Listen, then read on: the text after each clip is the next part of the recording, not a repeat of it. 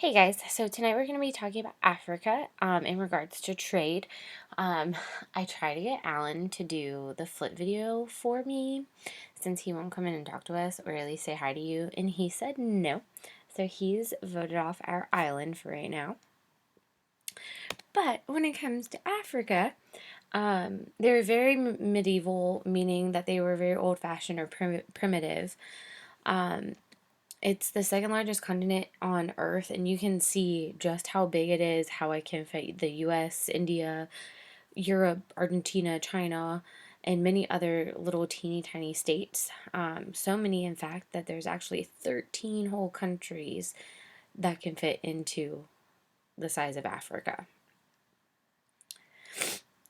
When it comes to Africa's climate, you have the Sahara Desert, the Sahel Desert, and the Savannah. Sorry, it's like not letting me bring stuff up. And then you have the rainforest. The Sahara, is located in the northern African desert. It goes all the way across. It stretches over Egypt, and remember that played a big role in how Egypt was able to stay protected by natural barriers. And then the Sahel Desert is a strip of land that's dividing the desert from the water areas right under the Sahara.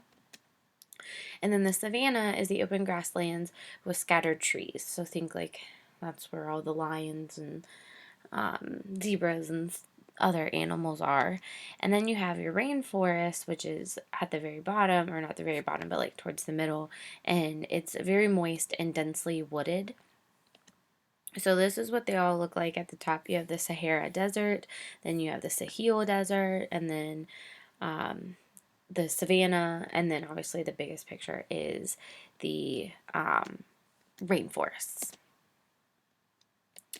Extended family was a big part in Africa, and the extended family is, instead of just like your dad and your mom and then you and your brother and sisters, other close relatives are living in one household as well, so it's everybody. Also, their ancestors were very important. So, your ancestors are obviously those who came before you, like your parents' parents. So, your grandma or grandpa, and then your grandma or grandpa's parents from a long time ago. And then you have age sets, which are men and women that are born 2 to 3 years apart, and then they form special ties. So, that's like you and your best friends. And then you have griot, who are storytellers. It's a hereditary caste. So think about like when we talked about Egypt and you have the social class pyramid, um, and even like in government, the way you became a storyteller was because your mom or dad was one, so then you become one. And then obviously like a storyteller, it's to entertain people with stories, poems, songs, dances, and they also help to keep an oral history of the tribe or the village. And I'll post the links to the griot video and the griot live link here at the bottom on the Weebly if you're interested in learning more about it. The most important people in early West Africa are your extended families, your age sets, the griots, and your ancestors.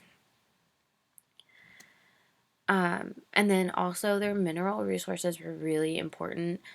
You had salt in the north, and then you had gold in the south, and this allowed trade to happen, which then created two empires, Ghana and Mali. So the Empire of Ghana was AD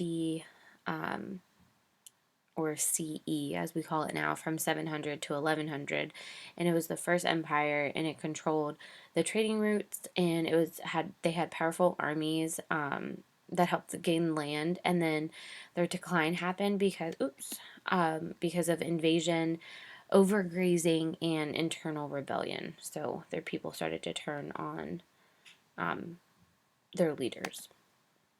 And then the Second Empire, Mali, was from 800 to 1550, and that's when Sunidata conquered Ghana, and it helped control the trade routes from there. And then their decline was because of poor leadership, and then they expanded way too much that they couldn't handle it, and then other areas declared independence.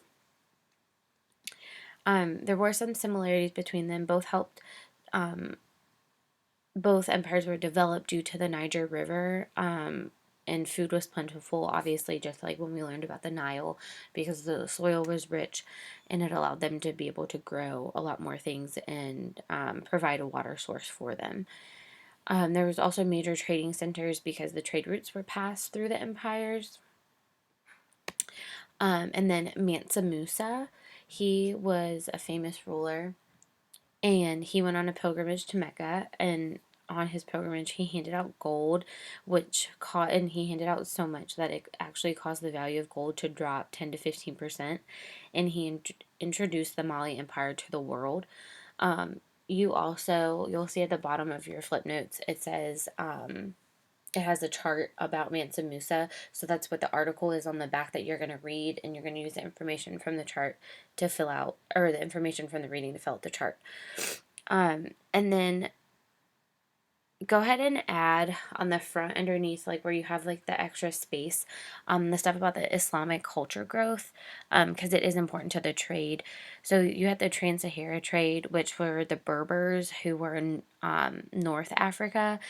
They brought the Islamic religion, and then trade eventually was controlled by the Muslims, which brought the growth of Islamic beliefs, ethics, and laws.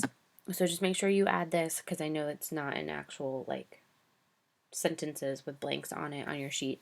But just go ahead and add this and make sure you get this done, because I will check it on Monday.